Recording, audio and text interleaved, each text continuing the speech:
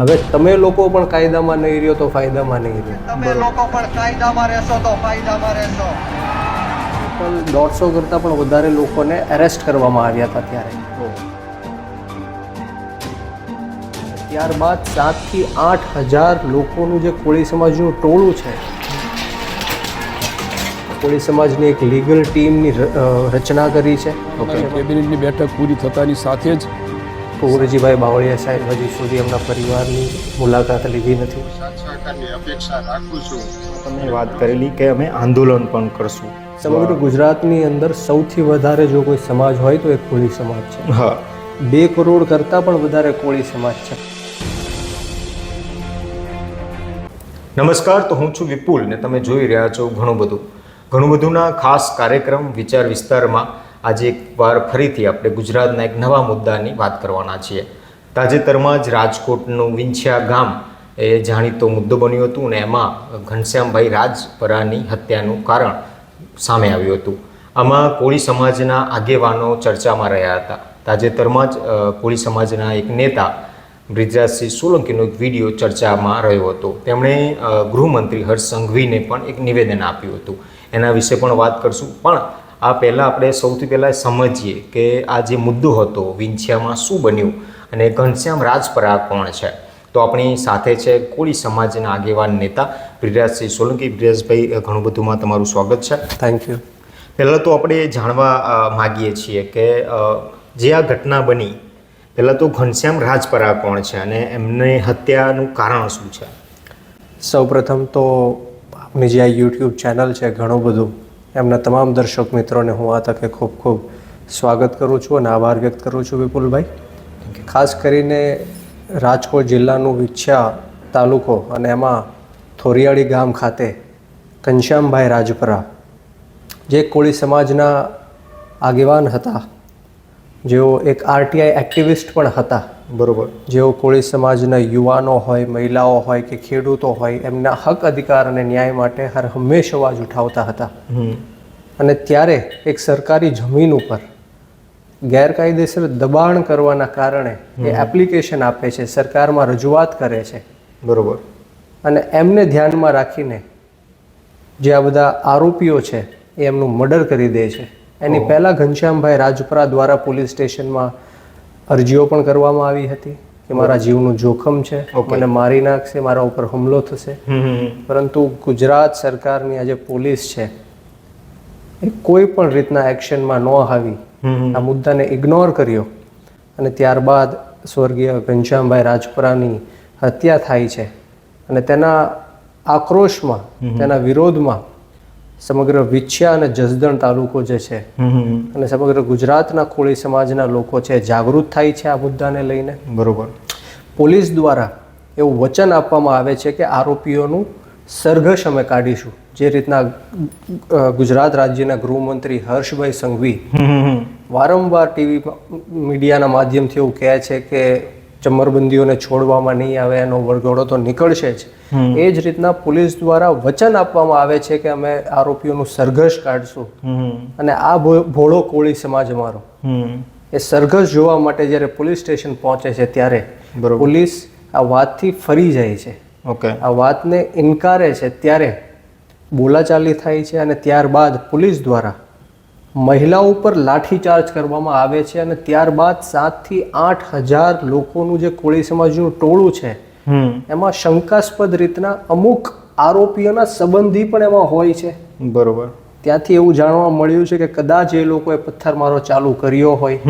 એવી પણ છે કે 84 લોકોની અટકાયત કરાઈ છે ને પથ્થરમારાના કારણે. એક્ઝેક્ટલી. એટલે કદાચ અમુક અસામાજિક તત્વોએ પથ્થરમારો ચાલુ કર્યો હોય અને ત્યારબાદ પોલીસે એક્શન લીધા હોય, ટીયર ગેસ છોડવાના હોય, લાઠી ચાર્જ કરવાના હોય. એવા ઘણા બધા વિડીયો એવા પણ છે કે પોલીસ સામેથી પથ્થરમારો કરે છે. અને જે 84 લોકોને 307 ગુના હેઠળ અટકાયત કરવામાં આવી છે, ટોટલ 150 કરતાં પણ વધારે લોકોને એરેસ્ટ કરવામાં આવ્યા હતા ત્યારે. એમાં અન્ય સમાજના પણ લોકો હતા. તો એ કઈ રીતના બની શકે કે ભાઈ કોળી સમાજના ટોળામાં અન્ય સમાજના લોકો કઈ રીતના હોઈ શકે? તો એ ચોખ્ખું દર્શાવે છે કે આ ષડયંત્ર રૂપી કોળી સમાજને અંદર કરવાનું, એરેસ્ટ કરવાનું, 307 જેવી ગંભીર કલમો લગાડવા માટે આ એક પ્રી પ્લાન હોઈ શકે, કોઈના ઈશારા ઉપર આ એક કાવતરું છે, રચાણું હોય એવું હોઈ શકે એવું અમને ચોક્કસપણે લાગે છે. અને ત્યારબાદ હું પણ વિછ્યા જે ઘનશ્યામભાઈ રાજપરાનો જે પરિવાર છે એમની સાથે મુલાકાત માટે ગયો હતો. અને ત્યારબાદ અમારે ભાવનગરમાં જ્યારે વીર માંધાતા મહારાજની જે પરંપરાગત રીતના શોભાયાત્રા નીકળતી હોય ત્યારે મારે હર્ષભાઈ સંઘવીને પણ કહેવું પડ્યું કે ક્યાં સુધી કોળી સમાજ અન્યાય અને અત્યાચાર સહન કરશે. હવે તમે લોકો પણ કાયદામાં નહીં રહ્યો તો ફાયદામાં નહીં રહ્યો. બરોબર.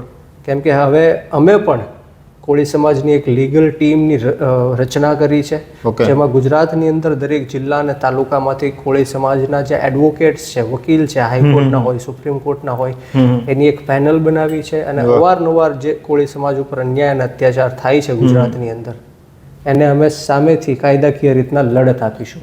કેવા અત્યાચારો થાય છે કોળી સમાજ પર? સમગ્ર ગુજરાતની અંદર સૌથી વધારે જો કોઈ સમાજ હોય તો એ કોળી સમાજ છે.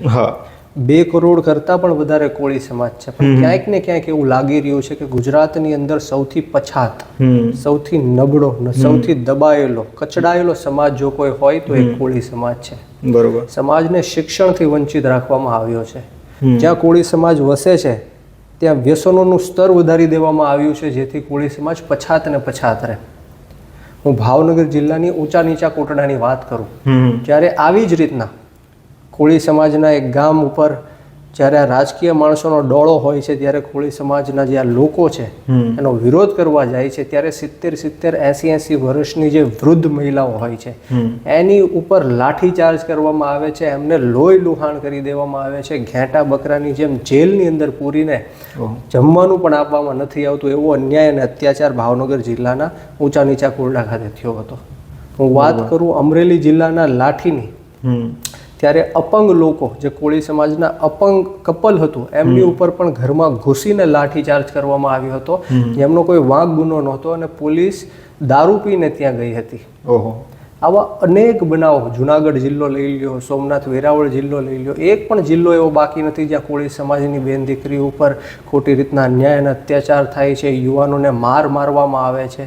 આવા અનેક પ્રકારના મુદ્દાને લઈને હવે કોળી સમાજ ઘનશ્યામભાઈ રાજપરાનો જે આ મુદ્દો છે એને ધ્યાનમાં રાખીને હવે એક થયો છે, જાગૃત થયો છે.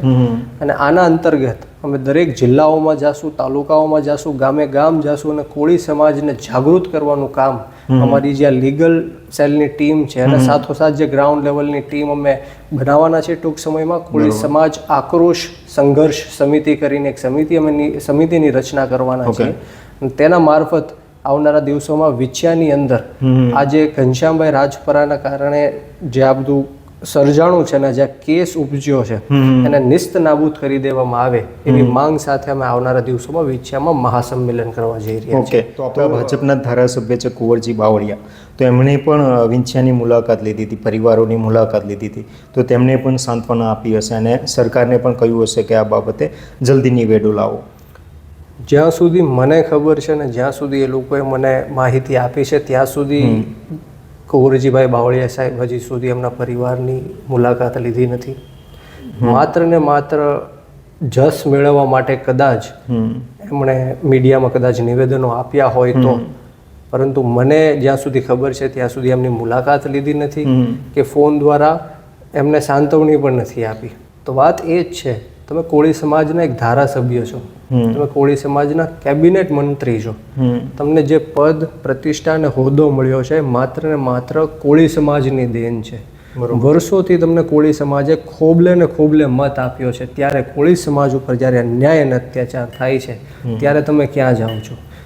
નોટ ઓનલી કુંવરજીભાઈ બાવળિયા સાહેબ, હું ગુજરાતના તમામ કેન્દ્રીય મંત્રીઓને કહું છું, રાજ્ય કક્ષાના મંત્રીઓને કહેવા માંગુ છું, સંસદ સભ્યોને, ધારાસભ્યોને, તમામ રાજકીય નેતાઓને કહેવા માંગીશ, જે વિપક્ષમાં હોય કે સત્તા પક્ષમાં હોય, તમામ લોકોને કહેવા માંગીશ કે તમે જે કાંઈ પણ છો એ માત્ર ને માત્ર કોળી સમાજના હિસાબે છો. ત્યારે કોળી સમાજને પણ તમારી કંઈક અપેક્ષા ને આશા હોય, જ્યારે એમનો ખરાબ સમય હોય, જ્યારે તકલીફમાં હોય, ત્યારે એમને પણ તમારે મદદ કરવાની ફરજ બને છે.